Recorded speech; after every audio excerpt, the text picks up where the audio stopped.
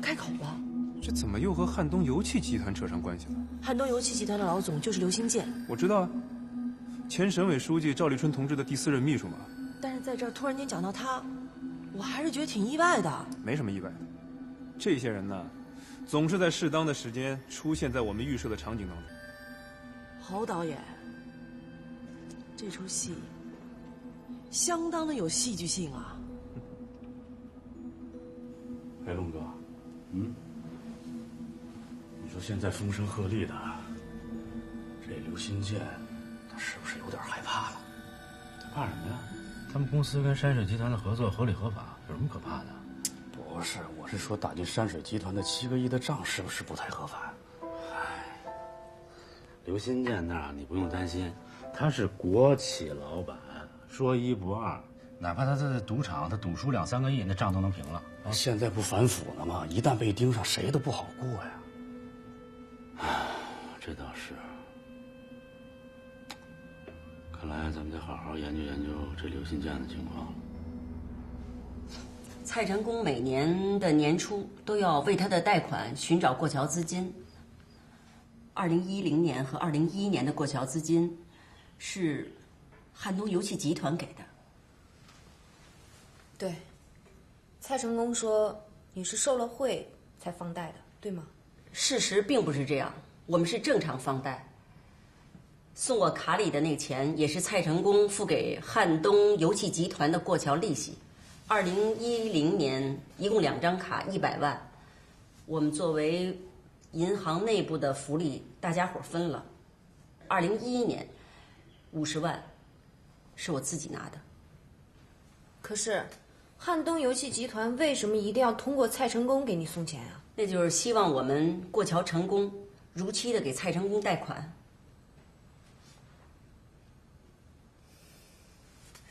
对，事实也证明大丰那2年的贷款很正常。开始是这样，因为我们还没有发现蔡成功卷入高利贷的案子里。后来我们发现他用了那么多的高利贷，我们就断贷了。林花花，把那2笔利息的事问清楚。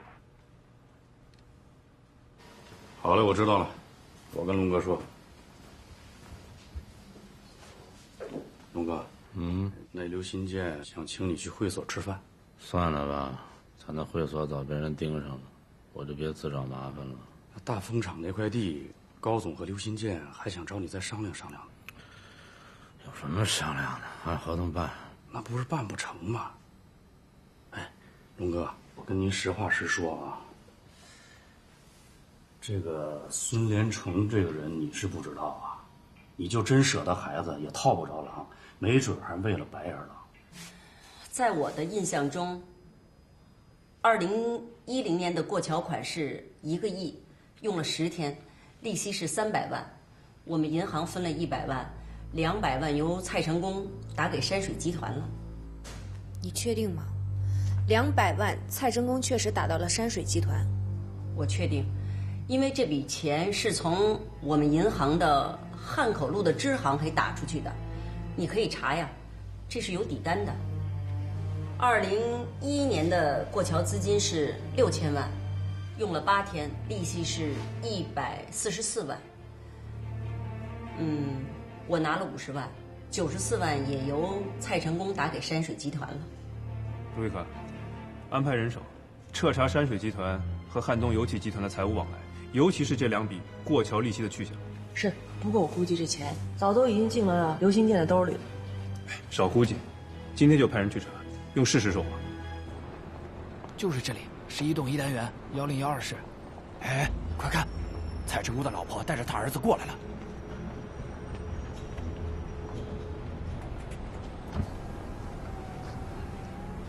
大哥，这可是检察院宿舍，咱是不是换个地方动手？到另外2个地方看看吧。也就是说，你个人受贿额是50万，对吗？对，是。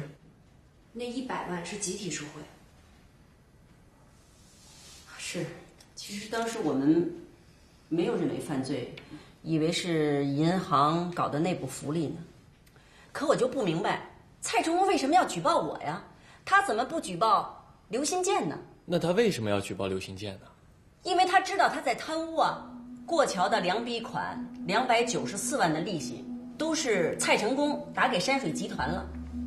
我觉得他是想让高小琴再转给刘新建。欧阳行长，这种事儿可不好估计啊，你要有事实根据啊。事实根据，那你们检察院得去查呀。我敢肯定，不管是汉东油气集团或者刘新建本人，他们都从高小琴那儿捞好处。我看呢，还是得提审一下蔡成功。这欧阳菁说的，蔡成功以前没说过呀。这个狡猾的奸商，他的举报是有选择性的。他的选择性也是正常的。你看这290万的过桥贷款的利息，就算是进了他刘新建的口袋，跟蔡成功本人没什么关系，没有损害到他的利益，所以也犯不上人火上身。说的也是，如果不是欧阳菁断贷，这蔡成功啊也不会来举报。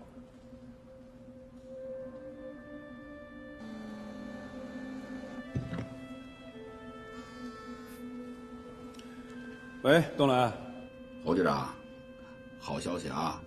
我们上天入地，把向陈海打举报电话的关键人物找到了。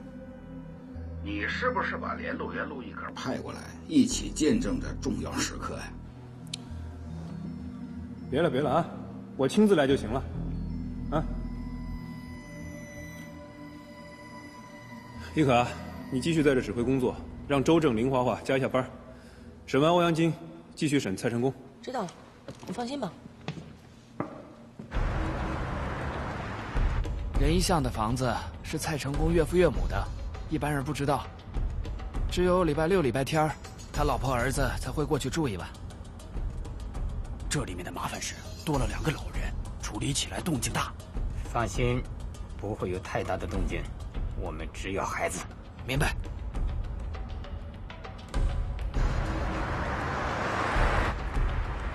赵局长，注意保护好举报人，千万别出什么意外。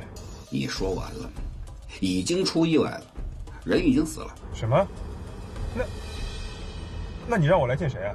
见他老婆呀，让他老婆听一下他的举报电话录音。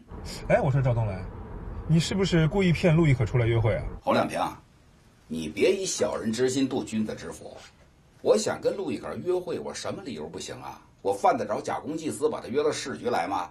哎，我告诉你啊，陆亦可现在对我呢已经有点意思了。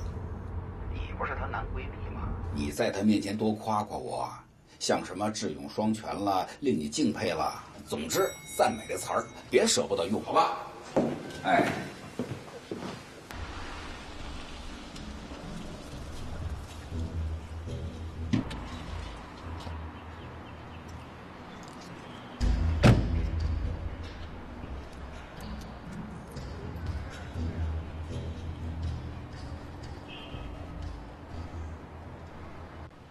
死者刘庆柱，51岁，男，山水集团财务处处长。1月16号，烟台山旅游的时候死于心梗。这1月16号的事儿，怎么现在才知道？人死在外地，这我们还费了不少事儿呢。山水集团财务处长向陈海电话举报，啊？更有意思的是，刚一举报，人就死了，死在外地，竟然是旅游。就死在陈海出车祸的前一天，这一切难道是偶然吗？当然不是，看来我们离真相越来越近了，还是有点距离的。如果今天刘庆柱老婆能确认举报电话录音就是刘庆柱的话，那咱就赢了。于大书记，听说您礼贤下士，亲自去见了赵公子啊？我哪儿去看他，怕他来找我。你对他是不是这样？我在省委四川路，把那大奔驰往门口一搁，太正常了。是，对门的沙跃军书记一看，哟，富豪朋友不少啊。这位赵公子都跟你聊什么了？有跟你要项吗？那他哪敢啊？他只是传达声势，让我们汉东的干部队伍当中少一些内斗。老书记还真有这个意思，也给我打电话了。真的？那看来赵公子不是假传圣旨。也许是真的吧，也难说。这小子真真假假的。是。我是这么跟他说的，我说哪有内战？啊？那欧阳靖涉嫌职务犯罪，检察院该怎么查怎么查，法院该怎么判怎么判，您说是不是？看看，你是个明白人，谁有违法乱纪的特权？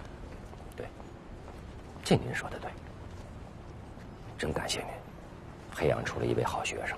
我教书这么多年，学生多着呢，你说哪位好学生？您跟我装糊涂。有几位像侯亮平这样的好学生啊？你说那个猴崽子啊？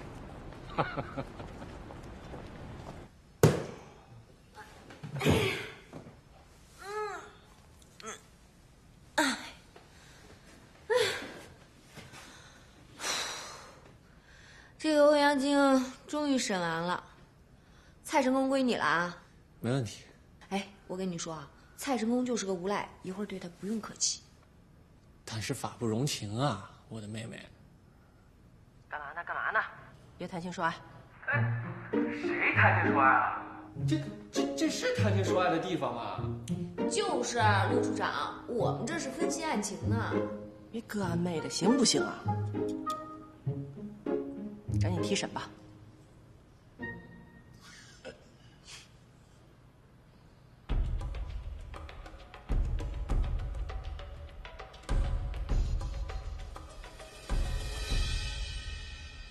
哎，于亮书记，您说啊，我们正常的工作，他怎么说成是内战？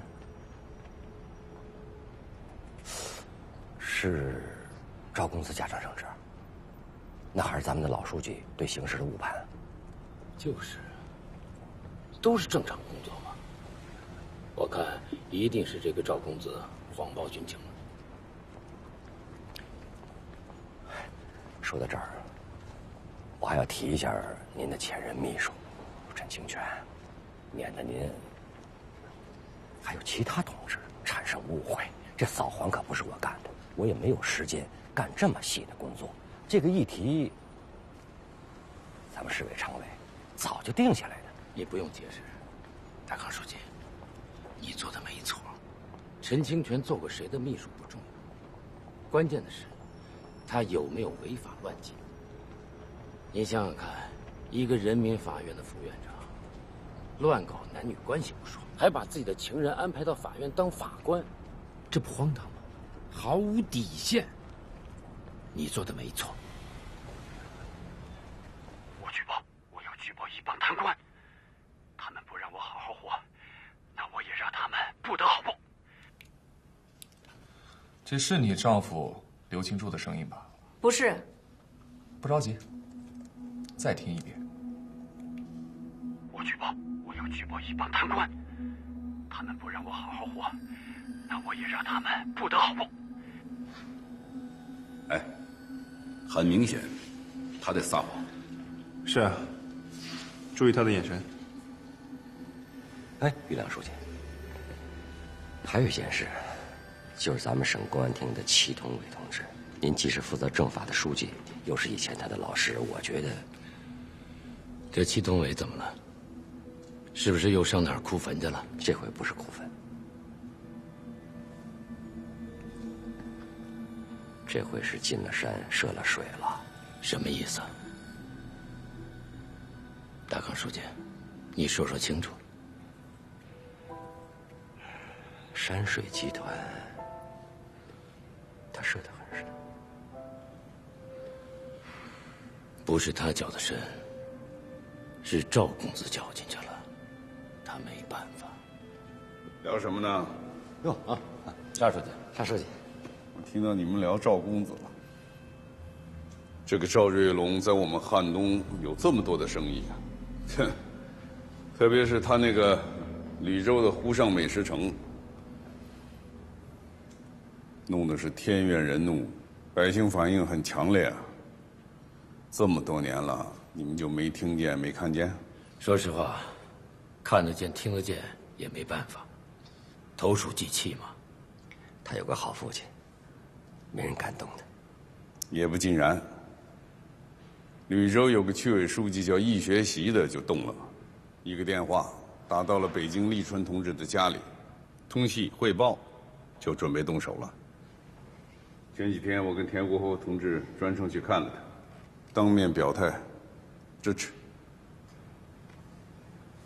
这个易学习同志给我和国父上了生动的一课，教材我们都带回来了，回头请你们欣赏欣赏。完了之后送省展览馆收藏。沙书记，易学习我很熟悉，他能给您上什么课呀？你看，你说这种话，就说明你们已经不熟悉了。省里面要表彰10位优秀的区县干部，我头一个推荐的就是他。好啊，我赞成。易学习呀，是一个能干、老实的干部，难得。我在吕州的时候，他就是一位老资格的区长了。周检察官，你们侯亮平侯局长没来啊？没有。是他派你们来的吧？我就知道你们侯局长肯定不会丢下我不管的。你们跟侯亮平说一声，我那号子里住进俩黑社会去，我有生命危险。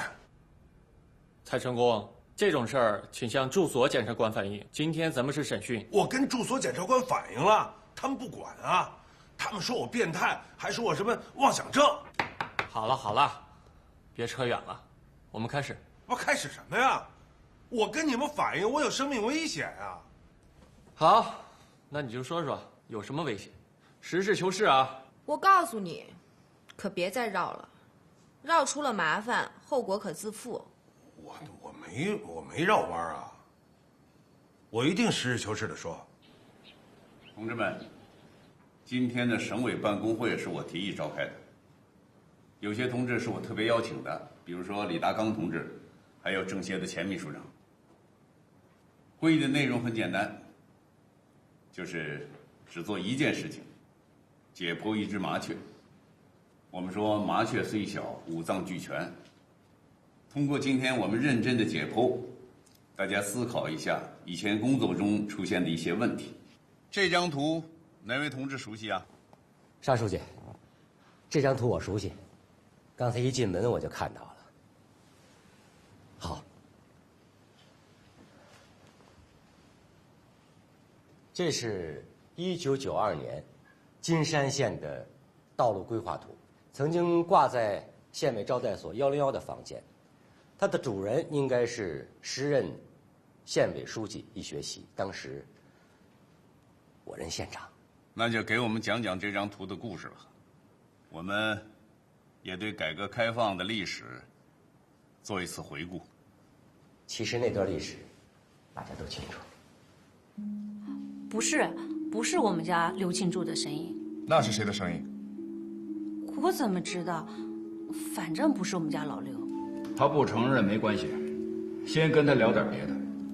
刘庆柱到烟台山旅游，你们问一下，他知不知道？为什么不一块儿去？嗨，你让他们把气氛啊别搞那么紧张。对了，你们放松点啊，陪他慢慢聊，反正咱有的是时间。尽管困难重重，尽管出了很大的问题，但是金山县道路规划图上的道路都变成了现实。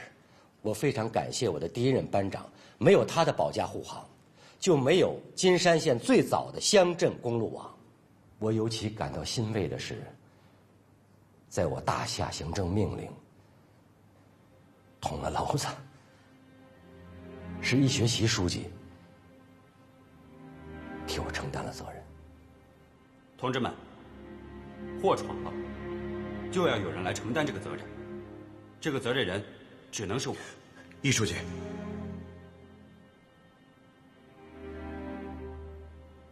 我是县委书记，李达康县长是执行我和县委的决定。对此，大家要统一认识，要全力保护李达康县长。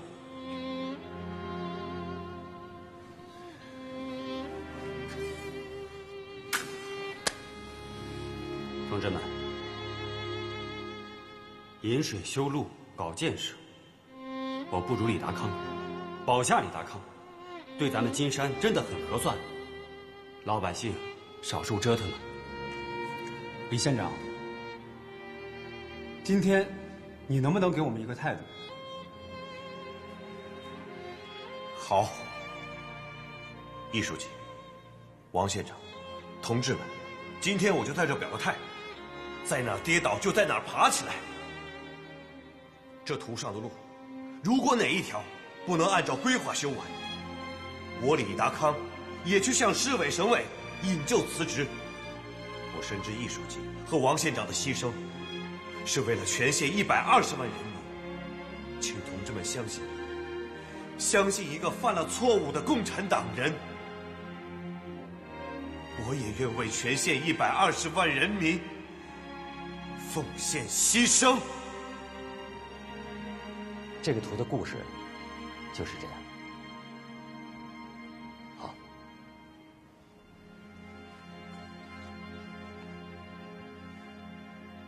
同志们，革命战争年代，陈岩石为了工程背炸药包；改革年代，我们易学习、李大康、王大陆同志，他们为了改变山区的落后面貌，也是在背炸药包啊。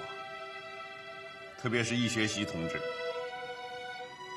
出了问题敢于承担责任，这才为我们保住了一位省委常委啊。尚书记，现在想来，我对不起易学习同志。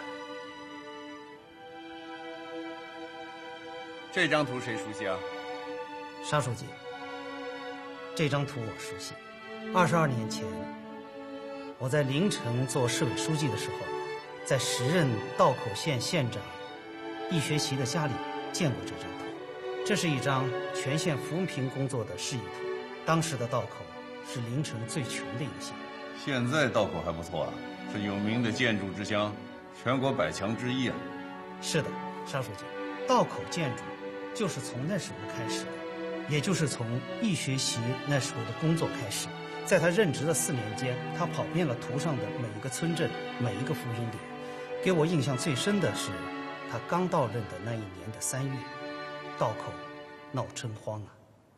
田书记，你看看，这就是上任县长留给我的烂摊子，牛皮吹上了天，乡镇却破了产。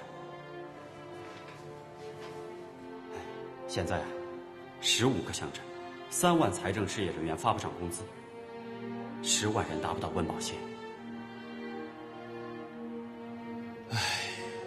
这救济粮和救济金啊，都会尽快到位的。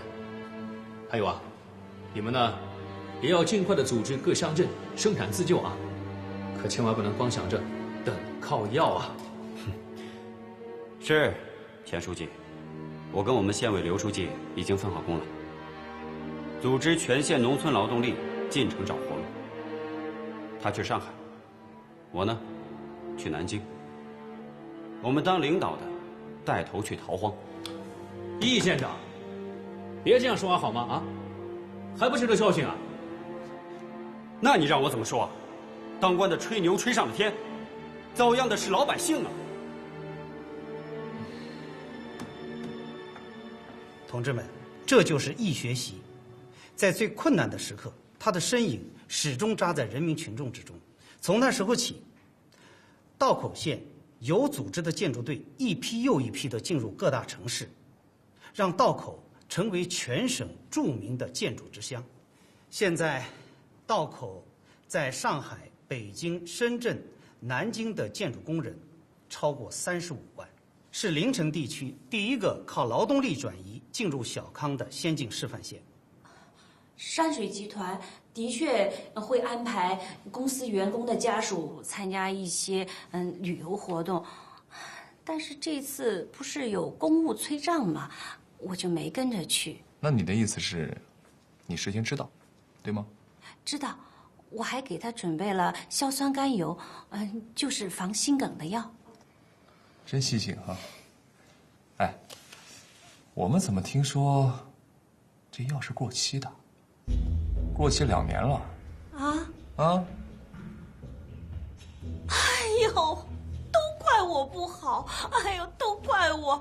我要是细心一点，哎呦，我们家老刘就不会出这个事情了。哎呦，都怪我！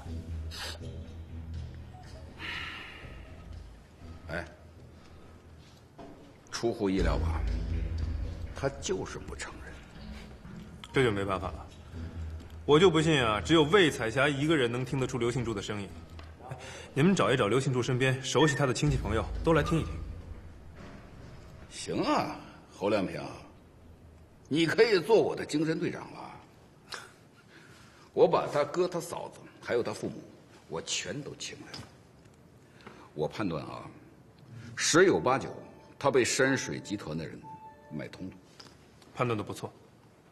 哟，看来脑子够用啊。张来，我也可以考虑考虑你来做我的侦查处处长啊！哎，这样你就可以和陆亦可长期合作了。哎，我说你这家伙一点亏都不吃啊！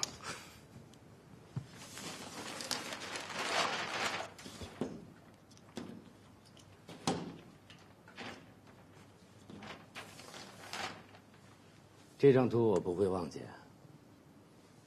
在这张图前，我和易学习多次的研究规划，有些情况大家可能不清楚，就是这些道路建设，让3届市交通局的班子彻底烂掉了。是我拍板，把易学习调来做了市交通局局长，才遏制了这种前赴后继的现象。我记得，在他到任后的第一次警示教育会上，咱们禹州修路的钱都到哪儿去了？上任之前听说有个案例很典型啊，大家都听听。一个变道项目投资300万，中标者交代前期花费用了30万，给上届局长送了50万，书记送了30万，给负责项目的副局长送了20万。大家想想，一个300万的项目，竟然让中标者送出去130万。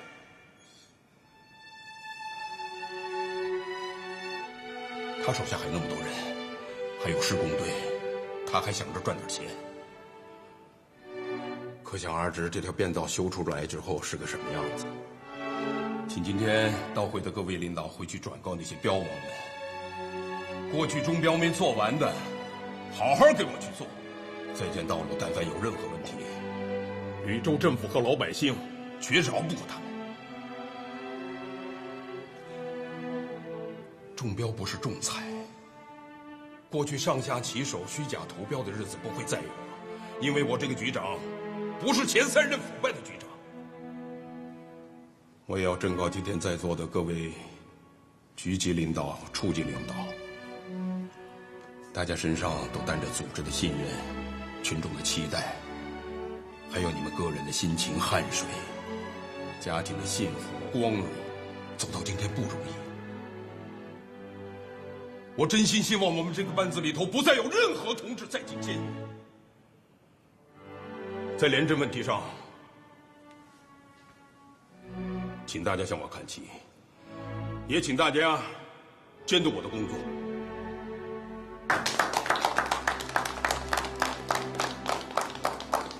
这个易学习是个有个性的干部，敢说真话，我第一个为他鼓掌。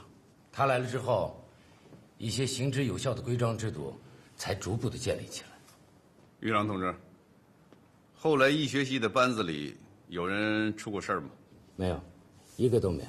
他的班子在倡廉问题上无话可说。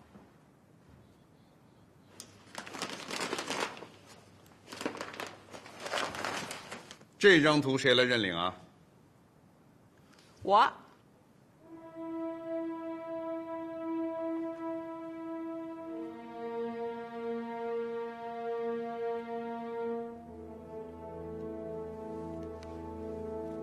没错，就是我兄弟刘庆柱的声音。是刘庆柱的声音吗？是的，是我兄弟刘庆柱的声音。这10张规划图，浓缩了一位优秀的区县干部28年奋斗的人生，是精彩的人生。也浓缩了我省改革开放一段悲壮的历史，让我这个外来干部感触良多。我想，在座的诸位也不会无动于衷吧？实战规划图，一把辛酸泪。达刚同志感触很深，就再说说吧。好，那我就说说。易学习同志是我的第一任班长，也是为我承担责任的好同志。那我就说说感受。同志们，瑞金书记刚才提出了一个看似司空见惯，但是非常尖锐的问题：我们的干部人事制度到底问题出现在哪里？为什么像易学习同志这样的干部，兢兢业业工作几十年却没有提拔上来？是啊，这问题出在哪里？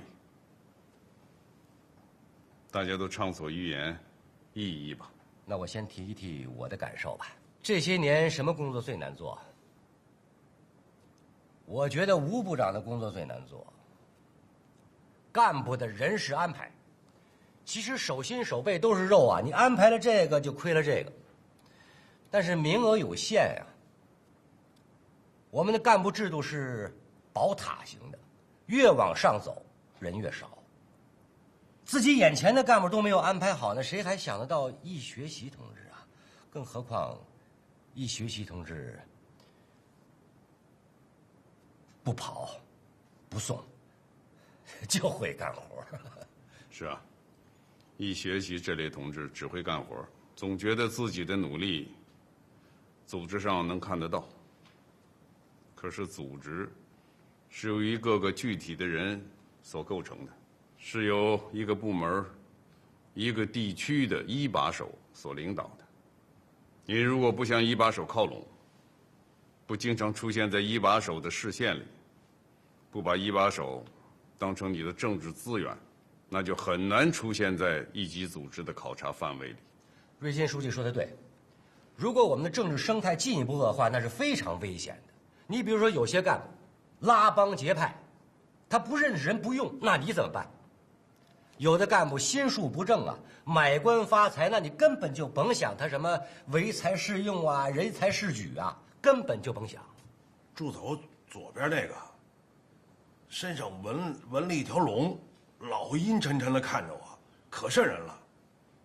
那住右边那个是个杀人犯，成天在我后面坏笑。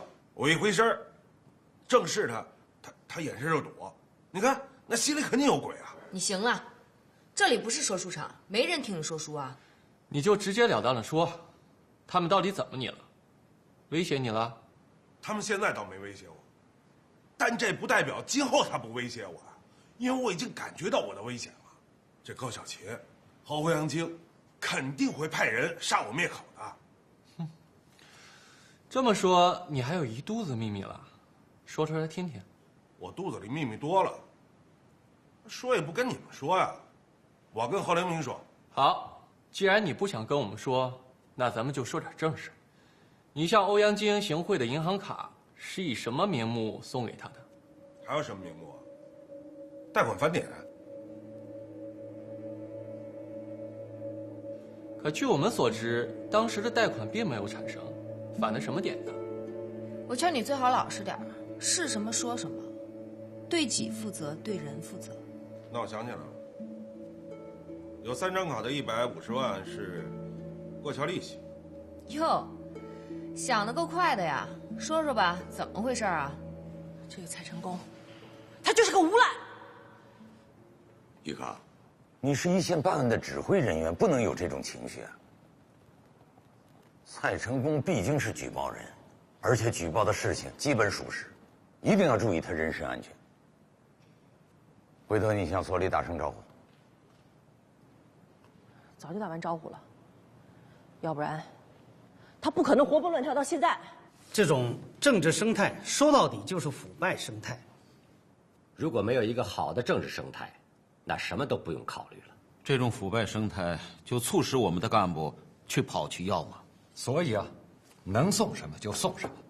党风、政风、社会风气，就这么一点点的搞坏了，以至于不可收拾。这几年官场上不是有这样的话吗？不跑不送，降职使用；只跑不送，原地不动；又跑又送，提拔重用。像易学习这样的干部，不跑不送，那不降职使用就算不错了。这也说明我们汉东的官场气氛啊还是不错的嘛。好，我也说两句。刚才大家说的都对，但是也不能以偏概全呢。像易学习这样的现象，它毕竟还是少数，不能因此而否定我们的组织工作，是吧？那这么说，我们今天就没有必要来解剖易学习这只麻雀了。我不是这个意思，国府同志。另外，我还要补充一点，在干部人事上，我们是有规章制度的，有选拔的标准和考察的方式，而且还一直在不断的完善。春林同志，你是组织部长，你应该清楚。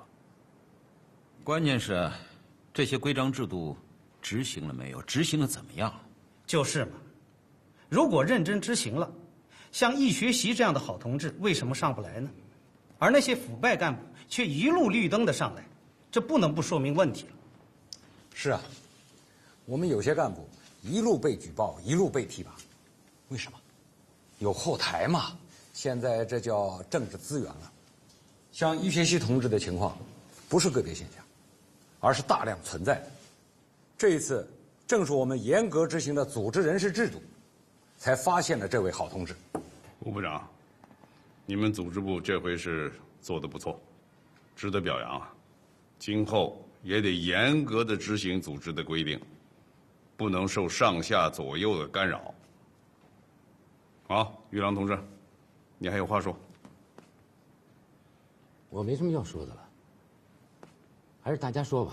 你是大教授，怎么无话可说呢？有什么新的观点，说出来。知无不言，言无不尽。后边还有两句：言者无罪，闻者足戒。是，大家讨论讨论，不打棍子，不揪辫子。魏在家，铁的事实你否定得了吗？刘庆柱是你的丈夫，他也是刘庆喜的弟弟，刘老伯的儿子。哎，我就不明白了，为什么他们都能听得出来这是刘庆柱的声音，唯独你听不出来？当然了，还有一种可能，就是你也参与杀人了。哎，我没有，我没有。还狡辩？说，你是不是也参与了作案？坦白交代了吧？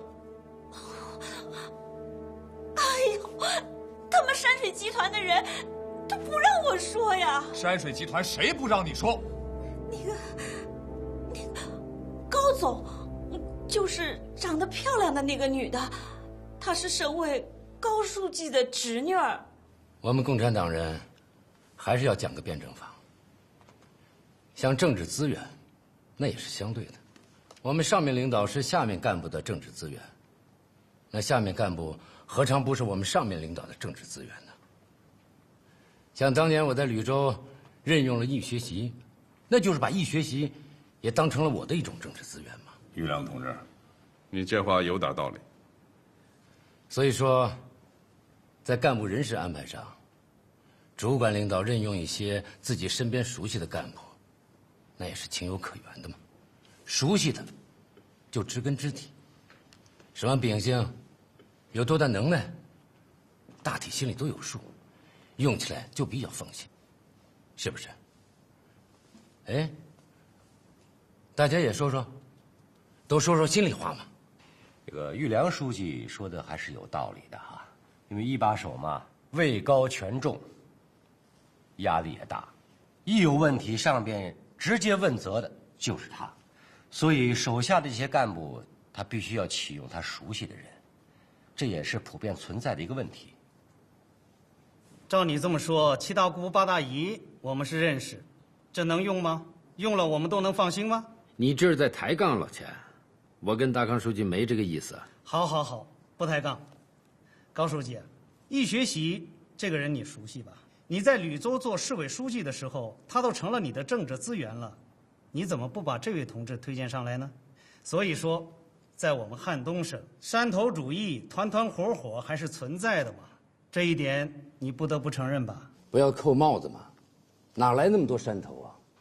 咱们省是平原地区，再说了，不是所有的好干部都一定要提上来做大官。当年少奇同志跟掏粪工人石山强聊天的时候就这样说过：“我做国家主席，你掏粪，都是为人民服务嘛。”我不同意你这个观点。我也不赞成。高书记啊，你就不要在这里唱高调了。我的话还没有说完，我请问二位，这雷锋同志是什么官啊？什么级别？